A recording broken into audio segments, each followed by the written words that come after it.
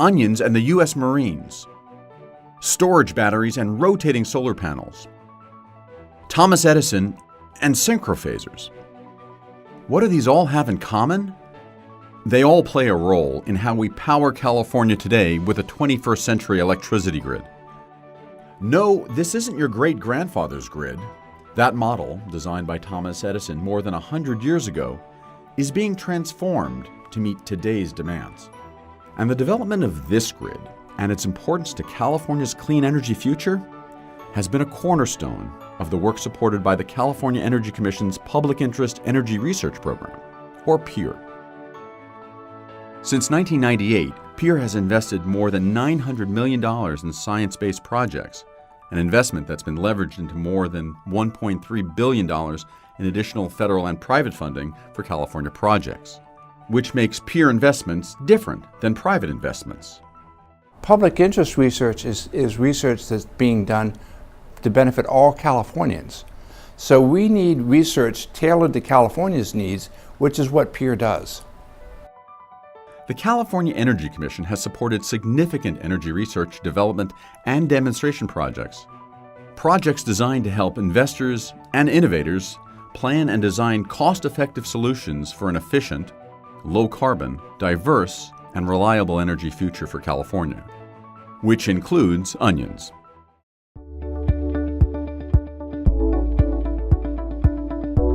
Can onions play a role in meeting the energy needs of California? Actually, they already have, at least for one California company, Gill's Onions. Funded in part by PEER, Gill's Onions, the largest onion processing plant in the United States, uses onion biowaste to generate electricity on site. Not only has the company found an effective and renewable energy source, but it's also developed its own slice of the grid. Here at Gill's Onions, we process 100 million pounds of onions per year. And we end up with about 35% of that as onion waste. So how does the system work? The onion waste is converted into a biogas that feeds high-efficiency fuel cells. We have two 300 kilowatt fuel cells. And in layman terms, what does that mean? It produces enough power for 460 homes here in California.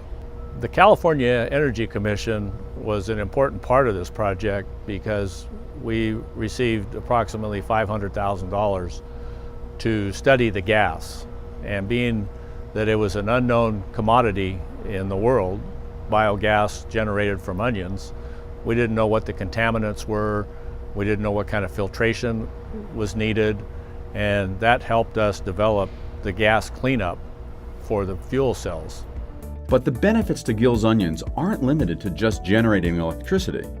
In the background, I have the two fuel cells that we have here on site. So what fuel cells do is they take the biogas or sometimes natural gas that we generate here at our digester, and that they convert it into electricity without any combustion. So this is considered ultra clean electricity. And the PEER funding that we received back in 2009 was critical to us being able to use that biogas for making electricity and using it at this facility. They've eliminated the biowaste that used to go to landfills and avoided using 40,000 gallons of diesel fuel used annually to move that biowaste. Gill's Onions is one of many PEER investments that have helped transform the grid into today's 21st century model.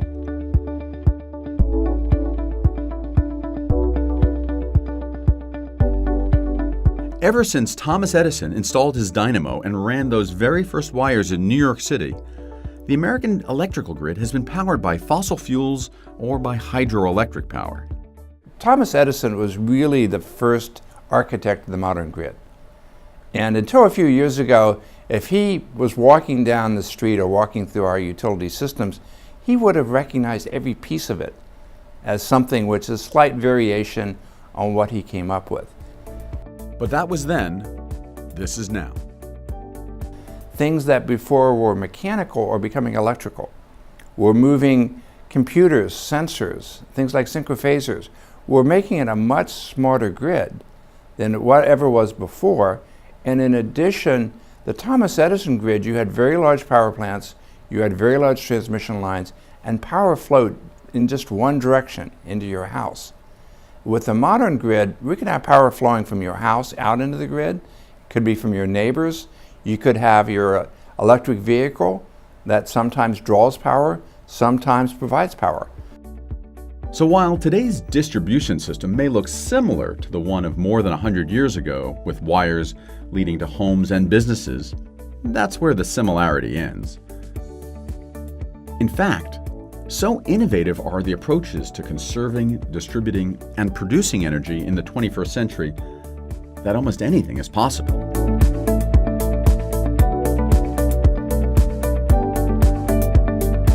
Solar-generated electricity is an important part of California's renewable energy portfolio. By 2030, the state is committed to generating 50% of its energy from renewable sources.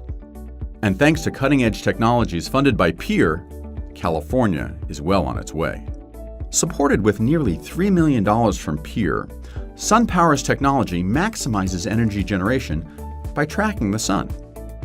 In fact, it is a key component of Southern California Edison's Antelope Valley Solar Star project, as well as PG&E's California Valley Solar Ranch.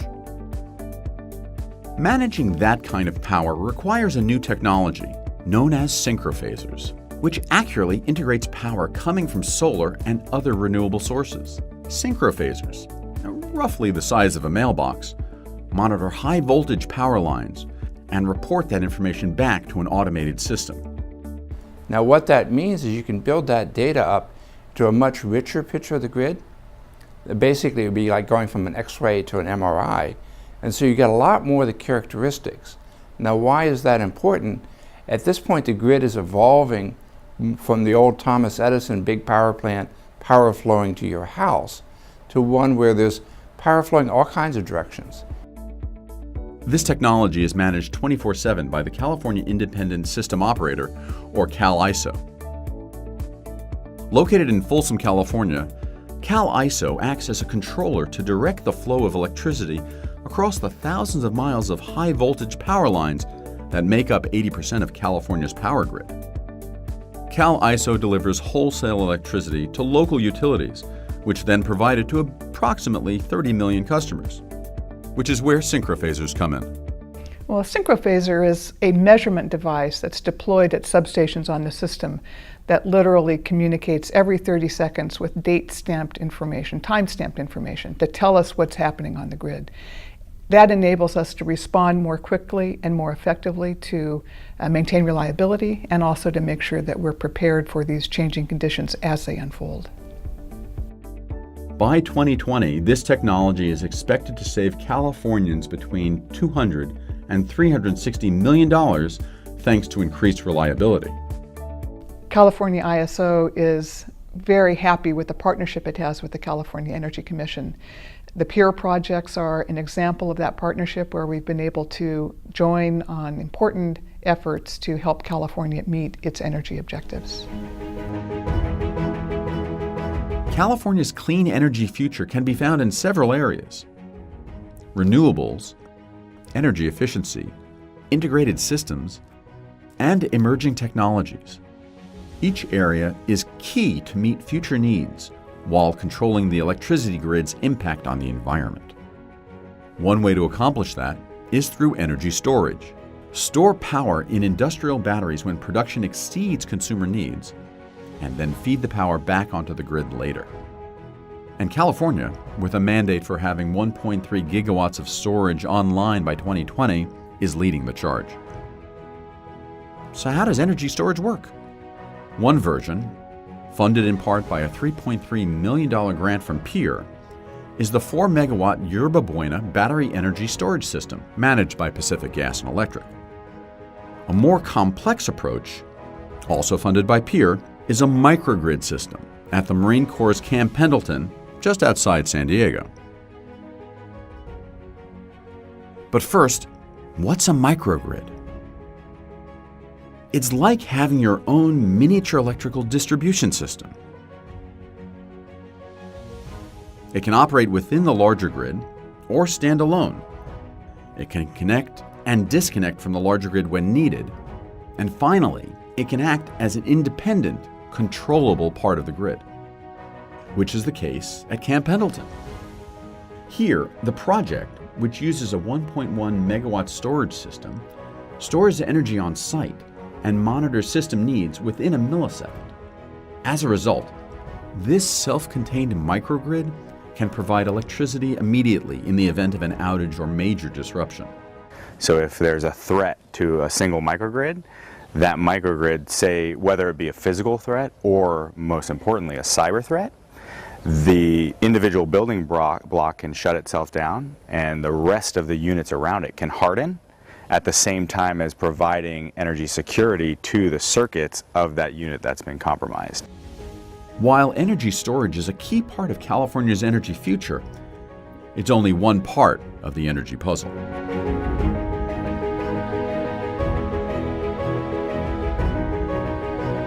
Today's electricity grid incorporates a wide range of alternative and renewable energy sources, many of which involve small, isolated communities. For example, there's the Redwood Coast Energy Authority, which was the recipient of peer funding. A new program was created to encourage local communities to explore and develop the viability of using renewable energy to help reduce greenhouse gas emissions and provide local benefits. Nestled along the Pacific coast in Humboldt County, this region is geographically isolated. One of the key lessons learned from our work here in Humboldt has really been that there isn't a silver bullet technology or solution. The key is a range of different technologies, different programs, different strategies that can combine to really create a sustainable energy future, and it's that combination that really yields the largest results.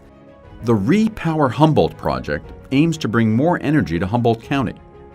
First among the projects was the creation of a biomass-powered fuel cell system. When we think about biomass fuel for power systems, we have to think about the sustainability of the resource supply over the long term. And one of the things that we need to deal with in California is a very overgrown understory in our forests.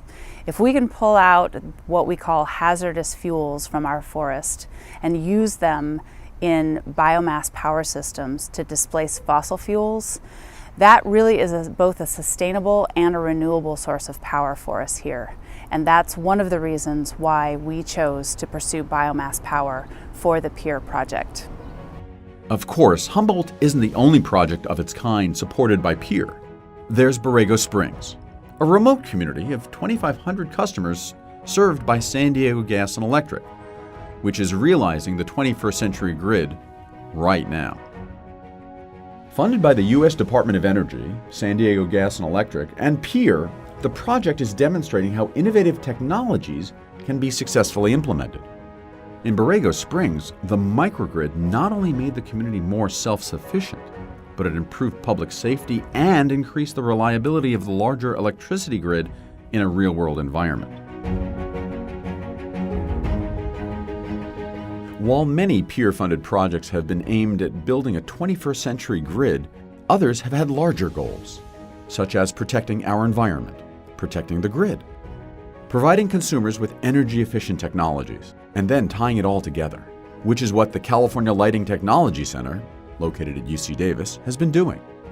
Supported by PEER, CLTC researchers have completed more than 60 advanced energy efficiency lighting projects statewide. These real-world solutions have saved California ratepayers more than $550 million through energy-efficient product design. Sometimes lost in all the talk of innovation and development is the simple concept of saving energy. Yet, energy efficiency is one of the ways we're making the grid more flexible and is helping the state meet its renewable energy portfolio. And from the demand side, energy efficiency has been embraced by both consumers and companies as an important way to save money and energy. In short, the cheapest watt is the watt that's never used.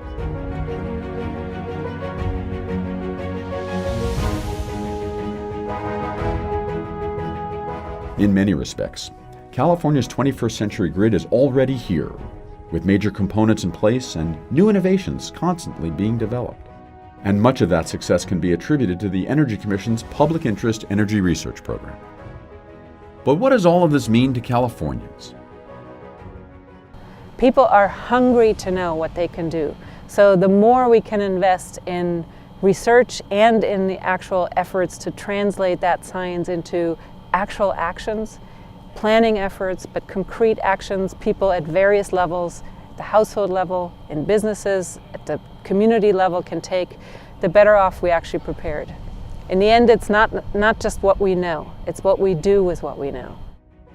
California's clean energy future will rely on a mix of investment, innovation, commitment, and the ability to successfully forge those together.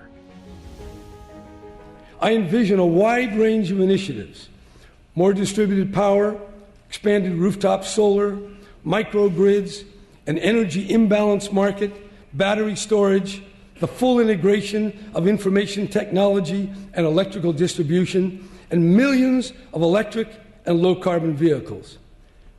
How we achieve these goals and at what pace will take great thought and imagination mixed with pragmatic caution. It will require enormous innovation, research, and investment, and will need active collaboration at every stage with our scientists, engineers, entrepreneurs, businesses, and officials at all levels. The PEER program provided a lot of benefits for California. It really laid a lot of foundations for us going forward. It did a lot of advanced research in the area of energy efficiency, which led to a much more vigorous appliance and building standards. It led to things like cool roofs. It also really helped on renewables, on the development of renewables, but also things like on how to tie them better into the grid.